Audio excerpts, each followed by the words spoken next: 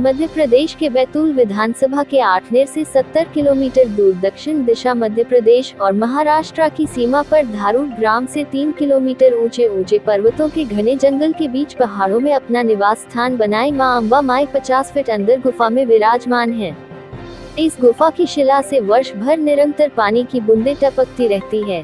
नवरात्र में यहाँ माता के दर्शन के लिए भक्तों का तांता लगा रहता है।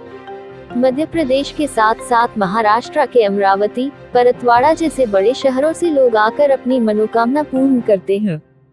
तो वहीं 9 दिनों तक कुछ भक्त सेवा भाव से माता के दरबार में सेवाएं भी देते हैं। आठनेर की अम्बा माई समिति द्वारा इस स्थान की देखरेख व्यवस्था की जाती है।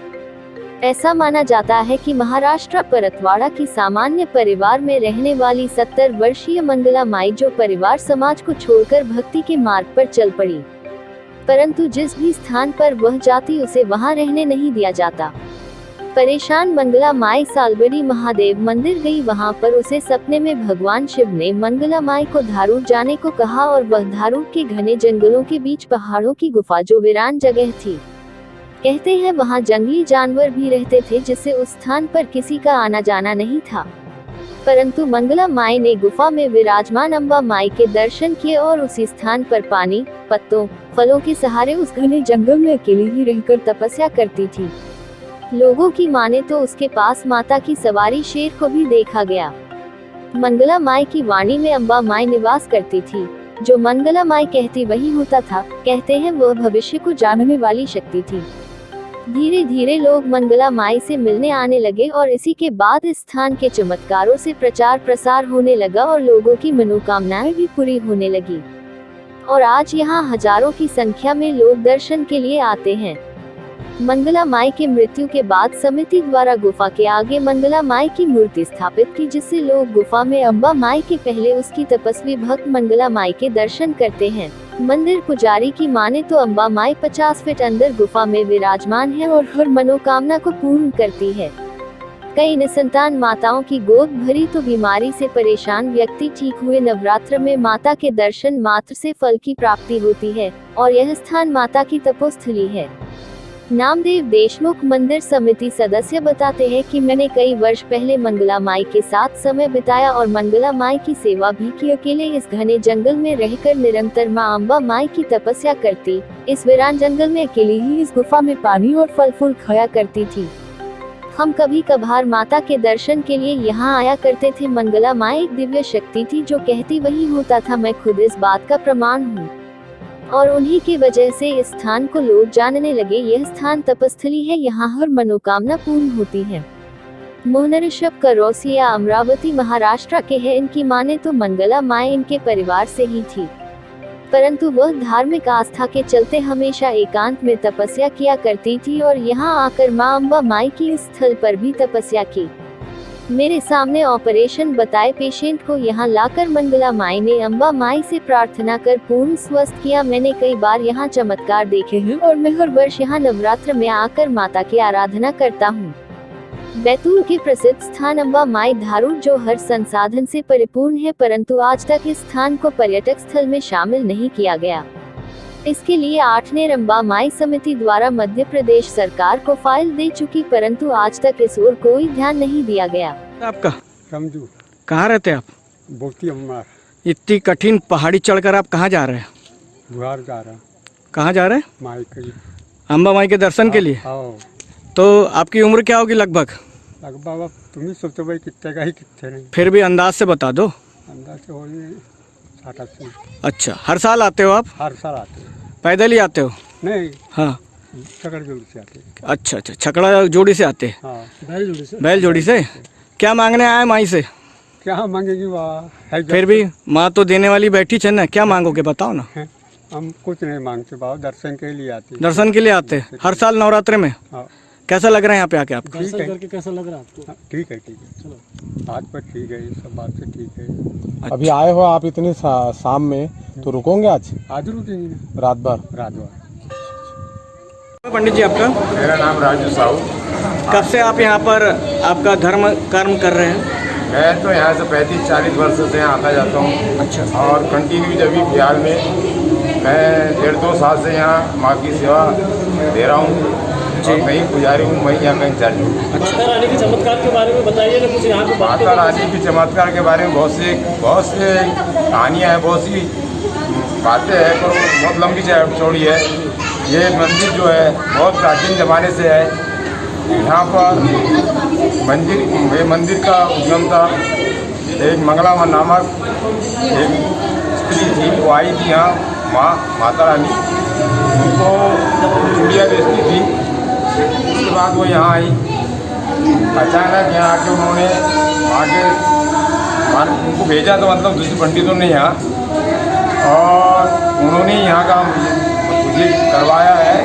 और माँ जब यहाँ एक चरवाया आया था, चरवाया ने माँ को यहाँ कपड़े सुखाते हुए देखा, तो उन्होंने गांव में जाके बताया यहाँ कोई लेडीज़ यहाँ रहती है। वो लेडीज़ तो यहाँ देखते हुए जो आजू बाजू गाँव वालों ने आए, और यहाँ पता चला कि यहाँ दुर्गा देवी का स्थान है। बहुत प्राचीन ज़माने का मंदिर है। यहाँ शेर, दिन में शेर आते थे पहले, और मैं भी कुछ अभी 1.5 साल से मौजूद हूँ यहाँ। मैंने भी गया, करीबन 11 बजे रात को यहाँ जीरा है, वहाँ पर मैंने खुद ने भी शेर देखा था।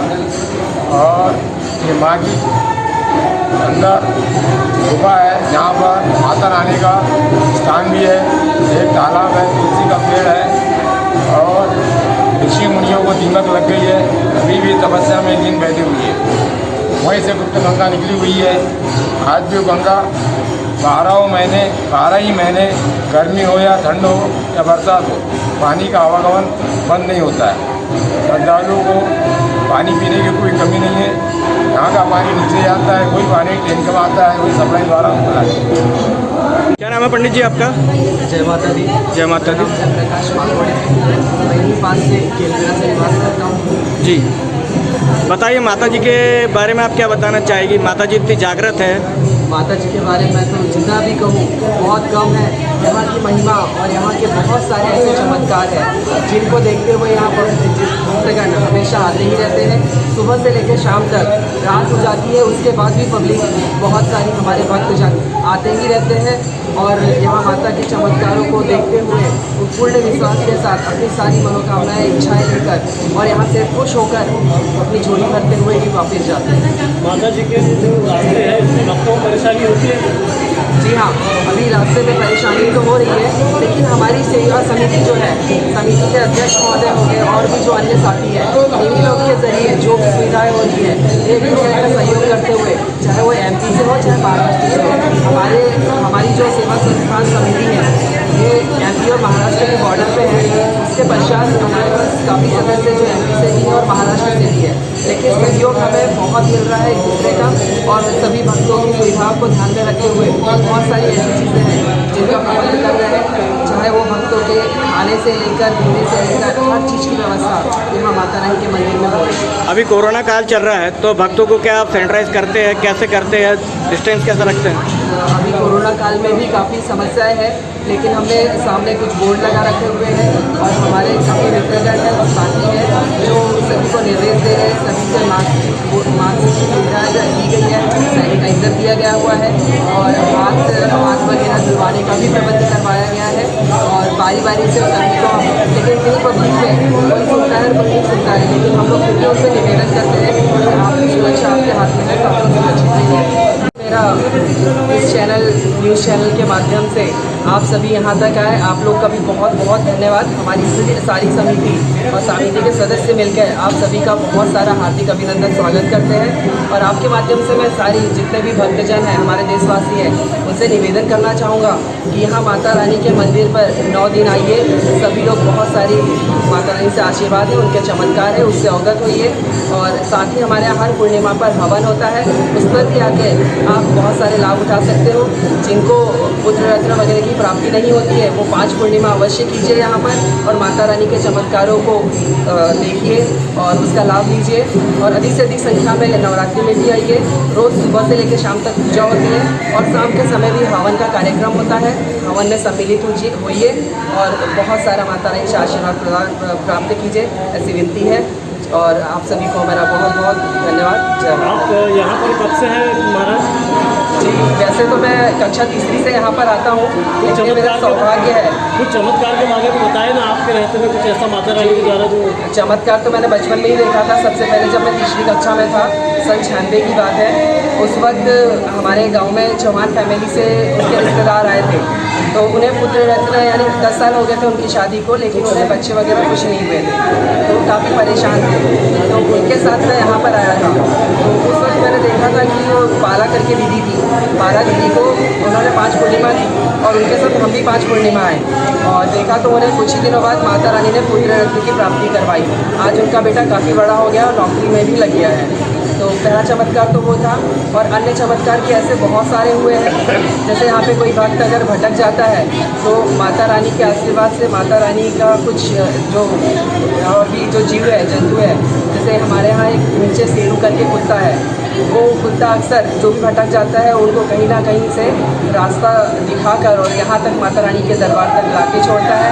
ऐसी हमारी एक बिल्ली भी थी, वो भी, लेकिन इस समय वो नहीं है, वो भी सारे भक्तों का ऐसे ही ला के छोड़ा करती थी। और ऐसे बहुत सारे चमत्कार हैं। अच्छा। इसके बारे में और कुछ जानना चाहते हैं तो हमारे मंदिर के और भी सदस्य हैं, और जो 12 महीने हमेशा यहाँ पे रहकर पूजा पाठ करते हैं, वो पंडित जी, जो बड़े पंडित जी हैं, उनसे भी कुछ बातें सुन लीजिए। जय माता दी।